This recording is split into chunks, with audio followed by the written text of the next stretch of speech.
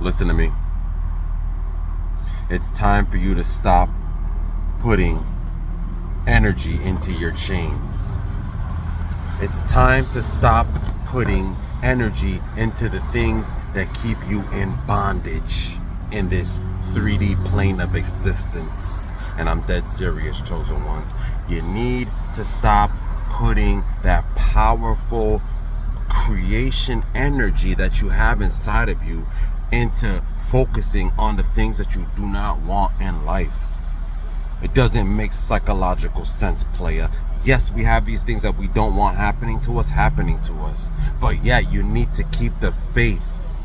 All you need is the faith of a mustard seed, and you can get through it. Think about any trial or tribulation that you had in the past. 9 times out of 10, you are not still going through it. And that's due to the simple fact that you had faith, and time heals all.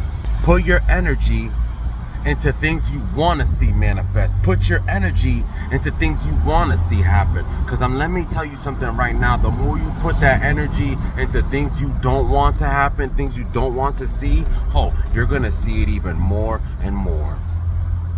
You get what I'm saying? So like it, love your pain, love your terror, love your trials, love your tribulations, due to the simple fact that without those things, you wouldn't have the peace. You wouldn't have the fun. You wouldn't have the fundamental peace. You get what I'm saying? You wouldn't have the fundamental, the fun in your mental. You wouldn't have that if you didn't have the color contrast of the other side. You have to have that dark and you have to have that light. Feel me? Because without the other, it doesn't exist. Feel me? You want more in life. Yes, you want a better car. You want a better job. You want a better girlfriend. But when are you going to appreciate the ones that you do have? Maybe your car is a piece of trash right now and it's breaking down every 5 days, 10 days, whatever. Maybe your landlord is a piece of crap. You hate your building.